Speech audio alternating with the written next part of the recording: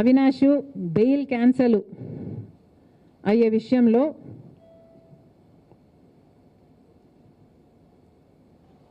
Discussions జరుగుతున్న సమయంలో ఒకసారి వెనక్కి వెళ్ళి అంతా ఆలోచన చేస్తే ఇప్పుడు తెలిసిన విషయం ఏమిటి అంటే అవినాష్ బెయిల్ క్యాన్సిల్ చేయాలి అంటూ కోర్టులో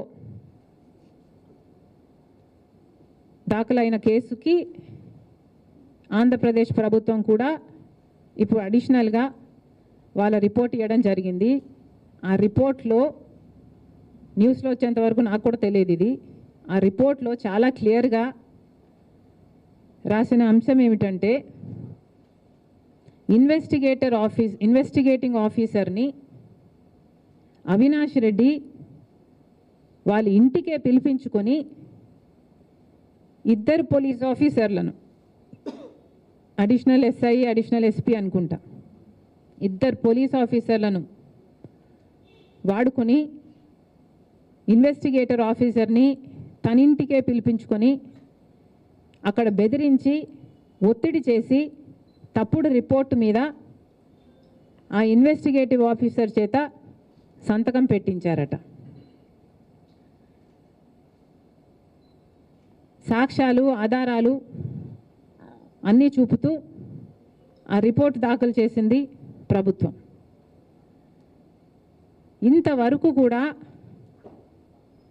న్యాయం జరగలేదు అంటే దానికి కారణం అవినాష్ రెడ్డి స్వేచ్ఛగా తిరుగుతున్నాడు కాబట్టి. అవినాష్ రెడ్డి బెయిల్ మీద ఉన్నాడు కాబట్టే అయ్యో పిలిపించుకోగలిగాడు, ఒత్తిడి చేయగలిగాడు, బెదిరించగలిగాడు, తప్పుడు రిపోర్ట్ మీద సంతకం పెట్టించగలిగాడు.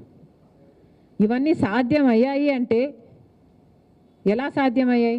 సిబిఐ ఛార్జ్షీట్లో అక్యూజ్డ్గా చేర్చిన వ్యక్తి కూడా బయట యథేచ్ఛగా తిరుగుతూ ఆఖరికి అయ్యోను కూడా తన ఇంటికి పిలిపించుకొని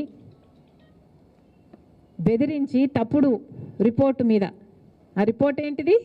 సునీతనే వాళ్ళ నాన్నను హత్య చేయించిందని సిబిఐ రామ్ సింగ్ ఏదో ఒత్తిడి చేశాడో ఏదో సంథింగ్ అని, అలాంటి తప్పుడు రిపోర్టు మీద అవినాష్ ఇన్వెస్టిగేటింగ్ ఆఫీసర్ చేతనే సంతకం పెట్టించాడట. ఇలాంటి వాళ్ళు నిజంగానే సమాజం ఆలోచన చేయాలి. బెయిల్ మీద ఉన్న వాళ్ళు ఇలా సాక్షులను ఒత్తిడి చేసి ఇలా వ్యవహరిస్తే నిజంగా వాళ్ళు బెయిల్ మీద ఉండాలా లేక లోపల ఉండాలా? ఎంత హార్ట్లెస్గా రిపోర్ట్లో సునీత భర్త హత్య చేయించారని ఉందట. సునీత భర్త హత్య చేయిస్తే అవినాష్ రెడ్డి హత్య జరిగిన టైంలో ఉన్నవాడు అవినాష్ రెడ్డి, సునీత భర్త లేడక్కడ. హత్య జరిగిన తర్వాత వచ్చిన మొదటి వాళ్ళల్లో అవినాష్ రెడ్డి అక్కడ ఉన్నాడు. ఆ శవాన్ని క్లీనప్ చేసే కార్యక్రమం చేసే టైంలో సునీత భర్త లేరు, అవినాష్ రెడ్డి ఉన్నాడు. సాక్షిలో ఇది మర్డర్ కాదు గుండెపోటు అని చెప్తున్న టైంలో సునీత భర్త లేరు, అక్కడ ఉన్నది అవినాష్ రెడ్డి.